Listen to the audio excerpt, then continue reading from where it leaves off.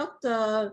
Renuka Sathasivam from Malaysia. So we had another presenter from Malaysia, from the University of Malaya.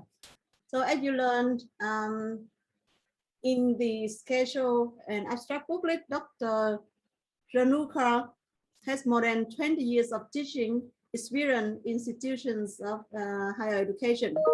She is currently a senior lecturer in the Faculty of Education at the University of Malaya. Her research interests include assessment, cognitive science, teaching methods in science, education, and pedagogy.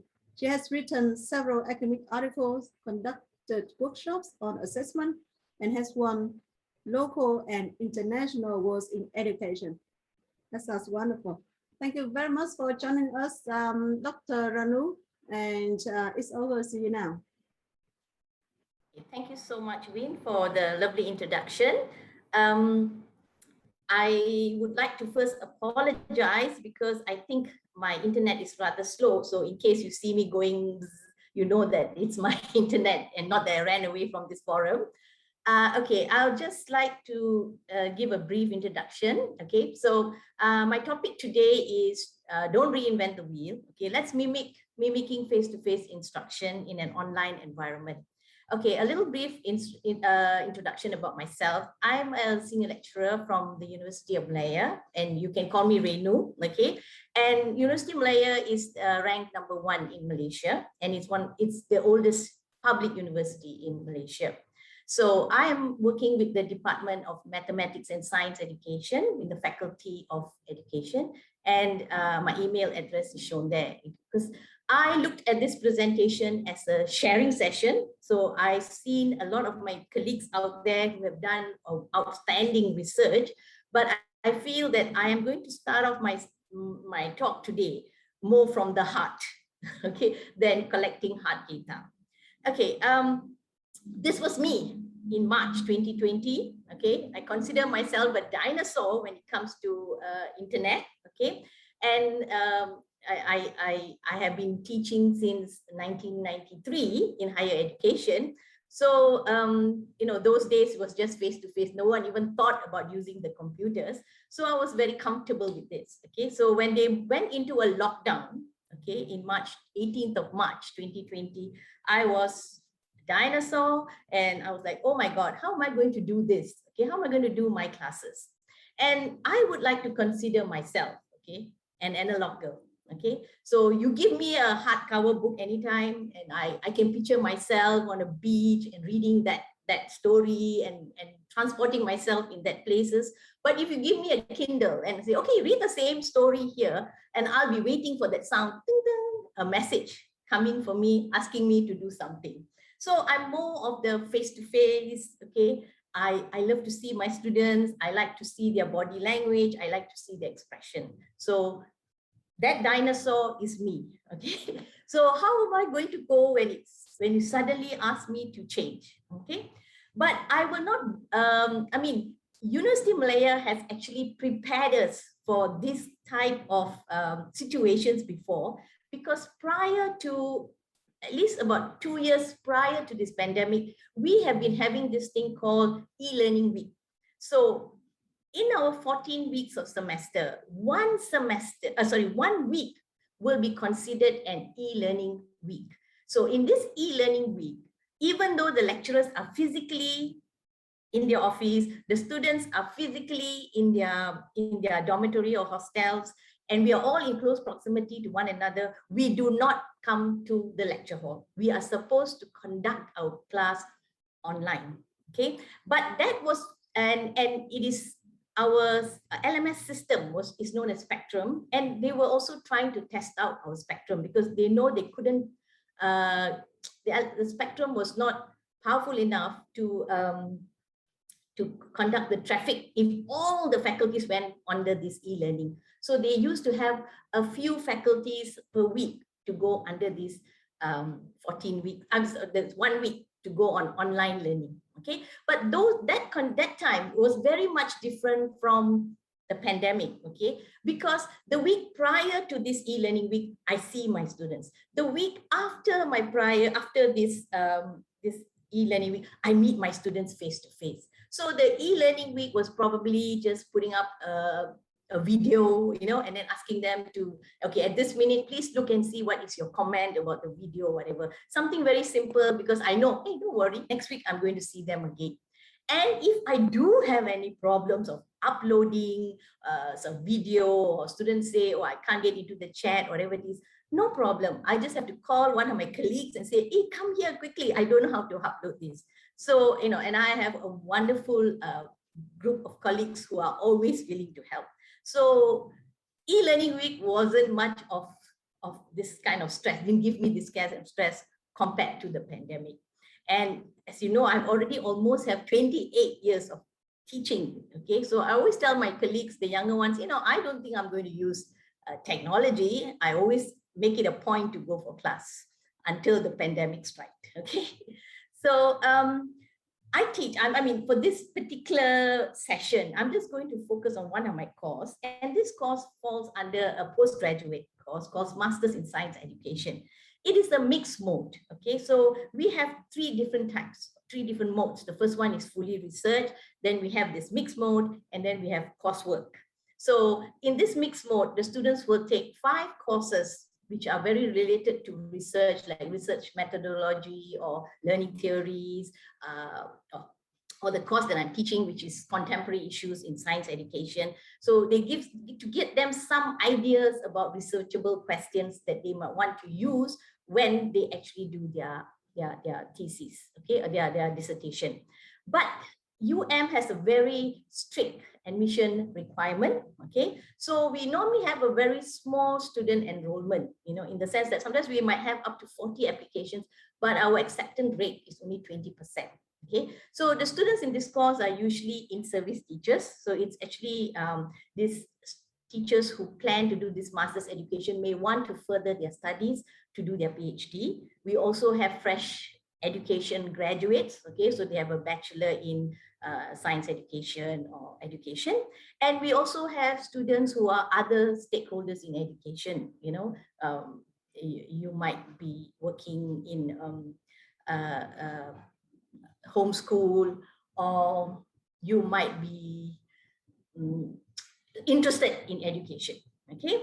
So the number of students enrollment is normally about 6, 7 to maximum about 12 per class, okay?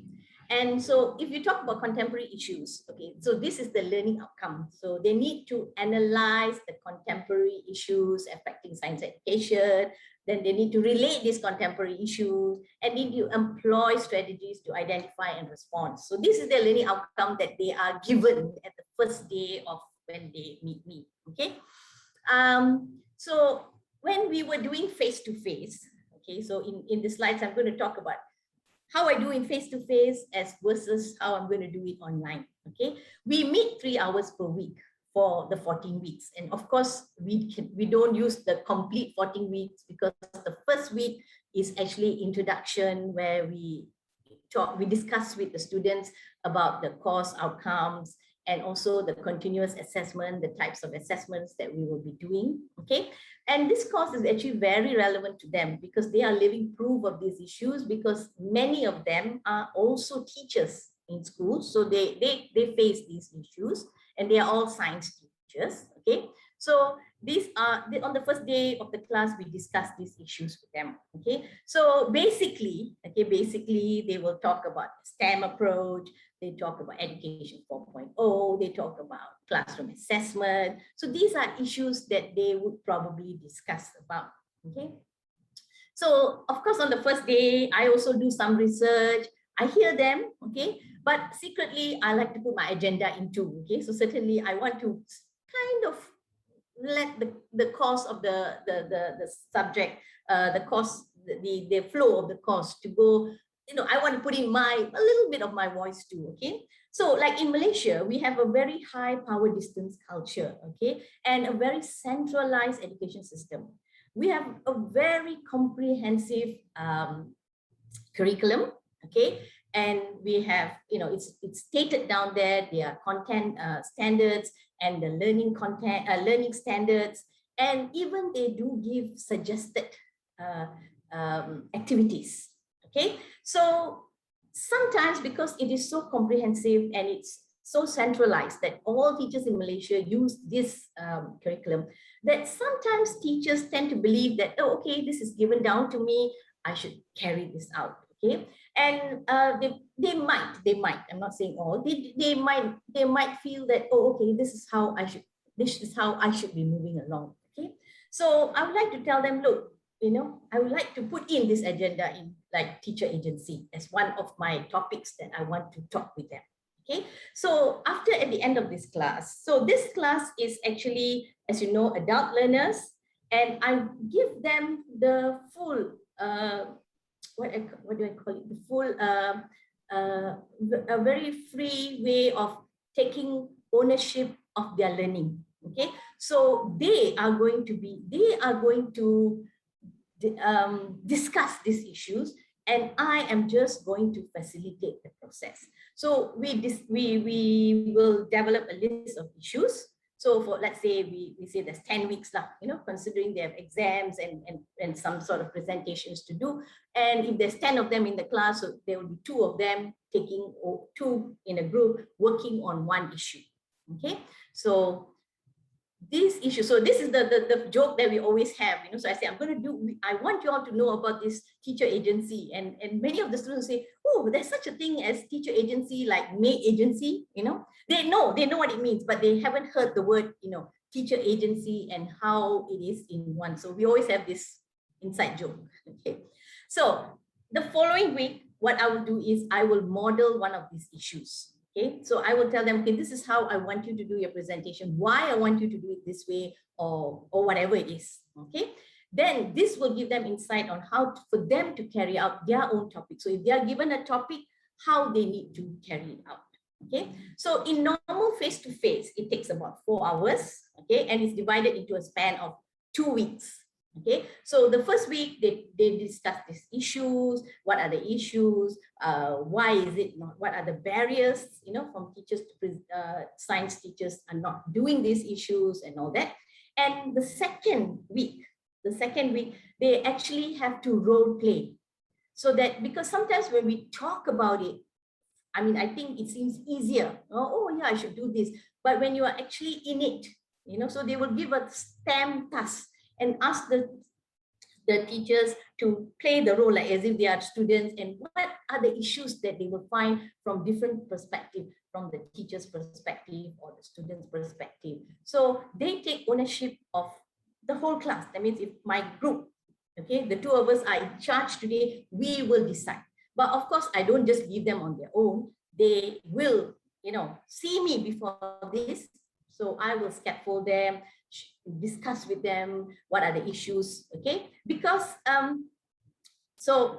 okay, and before I go further, is at the end of it, I tell them on the first day, okay, we learn all these issues, we learn at the end of it are 14 weeks, but those issues will remain, or those suggestions will remain within these 4 walls. So why not we actually kind of write it down into a book, so that we can take this booklet and go around and share it with our peers in school. Okay, so but this book will be a collaborative effort among all the students. So even though they are in charge of one, they will end up writing a booklet, I would say. Okay, so because these students will go on to write, do a research and write a thesis. Okay, and many of them feel, when you say you need to write, they believe that writing is about copying down. So once I write something on the board or write something down, it is there. They don't look at writing as a thinking process, and it needs to be revamped a few times. Okay, so this entire process, I will always monitor. I mean, we will always have group discussion. So when they are doing it in their own group, the 2 of them, they will come and see me personally. When we are doing face-to-face, they will show me their slides. They will talk to me about their issues. They will talk to me about the suggestions. And sometimes they do have misconceptions, so I need to correct them and all that. So this is actually what I will give them. Okay, and so they need to identify the issue, they need to discuss it with their peers, they have to put a discussion in writing, and then they have to share, put final touches and share it. Okay, wait. And so at the end of it, they actually do come out with, you know, a hardcover of books with a lot of, I tell them, don't do too much of writing, because teachers are very busy people. I understand it. They want something that is, oh, okay, I can look at it, see whether I can do it. So they come up with it, and I always tell them, you know, this is just an assignment. So it's not a book per se as a book, because if we want to talk about book, we need to talk about plagiarism, we need to talk about copyright and all that. So it's basically for education purposes. So there are a few, but most of my assignment is in my office, and we are locked down now, so I don't go to work. So I'm working from home. So I just managed to find one of it. So, and at the end of it, you know, it's a 40% assignment, okay? And they do a lot of those work when I'm not seeing them, okay? Yes, I have the discussion with them, but when they actually go on into their writing, they are very much on their own. So I actually like to have a peer assessment at the end of this, at the end of the course, they need to do a peer assessment. So it is a confidential document, okay? So the peer assessment is like this, because the number of group students are small. So I actually list down all their names, okay? And I tell them, so normally it's about 7 of them, okay? So if there's 7 of them, I say, okay, you can give a score of 1 to 10. But if you give one person 10, you cannot use that 10 again on somebody else. So you need to think very carefully and give and ensure you're giving the right score to the right person. And at the bottom there, they need to say, okay, why they are giving certain score for somebody, why they consider them the top scorer, you know, what kind of contribution they have done. And for the bottom scorer, why they feel that that person should only deserve certain amount of marks. So I told them that, you know, you can start at 5, you can start at 4, you can give one person 10, the other person 4, the other person 3, it doesn't matter, but you need to justify it. Okay, so it gives me an insight of how much of work has been done. And sometimes I have intuition that, oh yeah, this person is not doing work or whatever it is, but now when I'm actually giving them their full grades, I can actually see, wow, okay, this student is not performing because her friends or colleagues, her peers have given very bad review. Because otherwise they all contribute one book. And so if I give someone very low marks, they can always turn on and say, I also contributed to the book, so how come you are not giving me the same mark? So the peer assessment here is actually a very good document for me to, you know, when I want to give a more holistic assessment.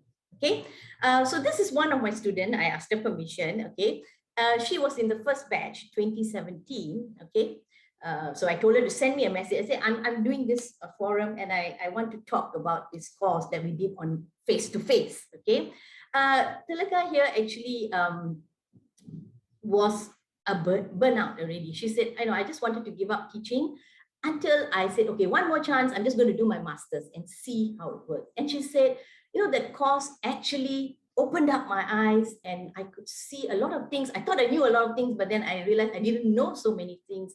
And from there, she has actually prospered, and, you know, she's now doing modules. She's actually won a lot of STEM competition, and she always refers back to me and says, you know, it starts from there, you know. And then she actually comes back to me when I send my students for practicum school experience. She comes back sometimes to give talks, and I tell her, please motivate the students, because when they go to school, you know, I have no experience teaching in school. Please let me know, you know, let them know and motivate them. So this is one of the success stories. Okay, and then the pandemic strikes. Okay, so this is the new batch that I did beginning of this year. Okay, and so when it came back to this course again, I said, okay, it's working so well. I have, you know, do I need to revamp my whole course? Do I need to revamp my whole course to actually, or can I mimic some of the face-to-face framework?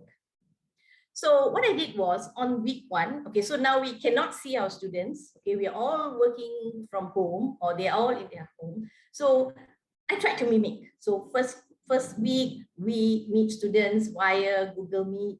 Okay, we introduce the course, we discuss the issues. Okay, they talk about students' unresponsiveness and all that.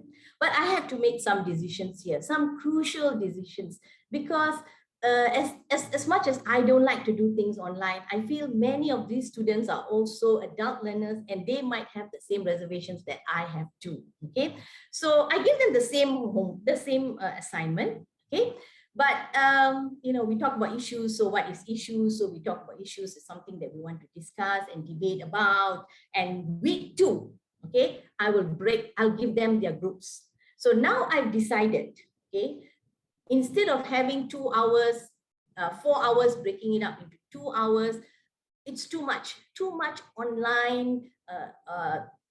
First of all, it's too much of a burden for the students to think about how am I going to create this activity online. That's the first thing. And the second thing is also, you know, is stretching the issues too wide. So I just want to give them a quick discussion about the issues and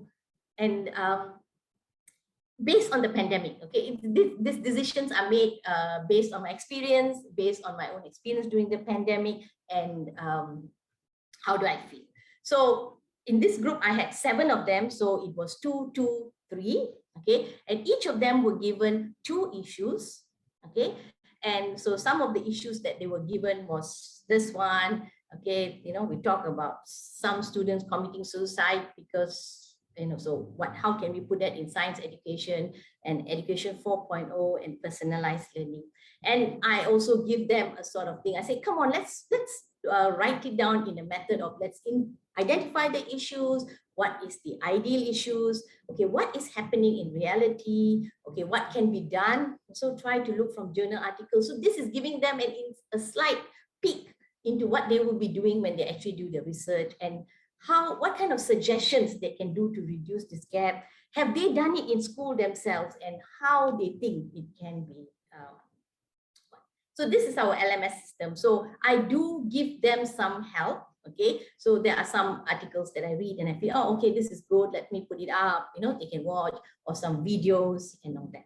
Okay, so for each group they have one, and as usual they will come and meet me. Okay, meet me in sense of Google Meet. Okay, so I'll take each group individually. We take about 30 minutes, but normally it even goes up to 1 hour.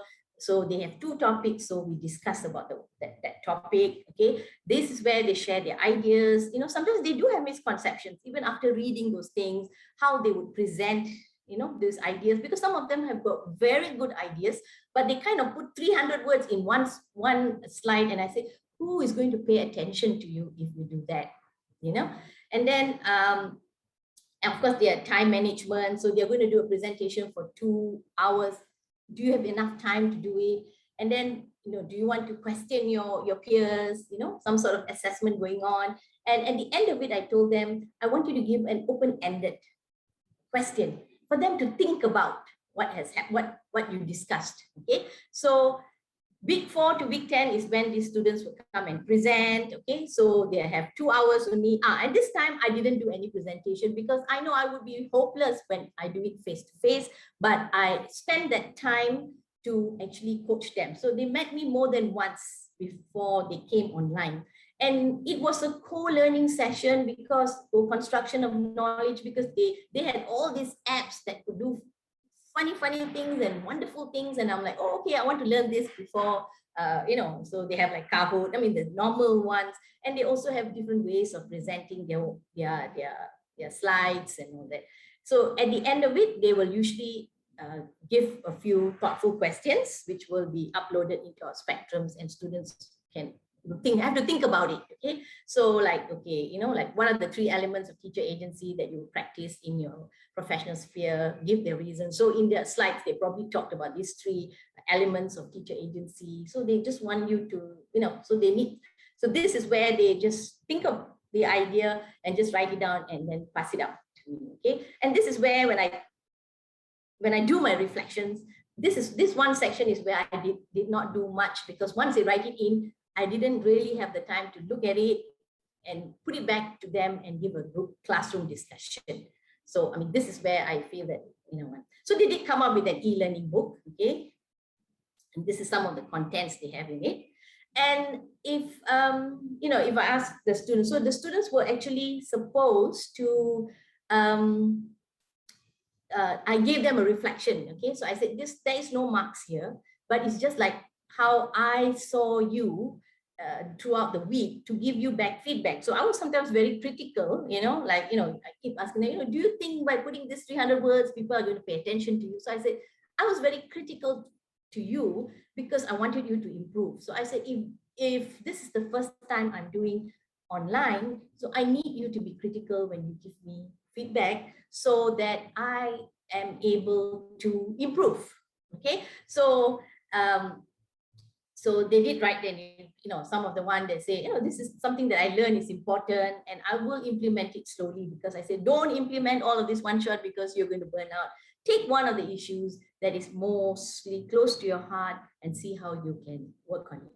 Okay, and then this is another one. Another student said, yeah, it was initially hard, because they had to do the presentation, they had to do writing, but then she realized after that my intentions were correct, and it was very engaging and professional, and in fact this student says, I'm actually very proud of myself. Okay, and she said this course has been very helpful, and it also makes adult learning so much fun. So because we need to give adults that freedom, okay, and to discuss issues that they feel is close to their heart, that could help them professionally. Okay, and for this one online, I didn't have the peer assessment because I felt that it was unfair to ask them to assess their peers when there were so many things going on at the background. There's so much of noise in the background, in the sense that some of them didn't have strong internet. Okay, some of them, their spouses, because they were teachers, so they still had their jobs, but their spouses lost their jobs, and they had family members who were infected or has passed away due to COVID. So these things do affect their learning. So I felt it was not fair for me to give them the peer assessment and ask them to assess the students' work. So, and more so, I've actually met them throughout the course more often, okay, because I always try to make up for it, thinking that online I'm not giving them the best that I can.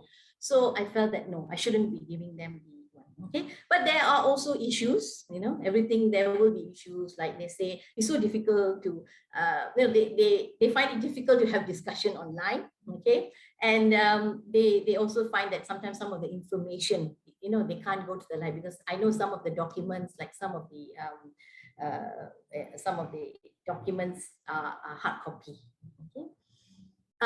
So my reflection, this is the slide that I did on the last week before they went off, and I said, this is how I see you all, okay, from just a seedling right up to a strong, healthy coconut tree, and I've seen them grow throughout these 14 weeks, and if you ask me about my reflection about, okay, your choices that you made online, trying to mimic your face-to-face instruction, I would say, yeah, the key is we might use different mediums. Okay, we might use WhatsApp, or we're not there physically, but the communication is still very important, in the sense that if students say, I can't reply, can I type it in? I say, can you call me so that I can talk to you? Because I will still believe that the quality of the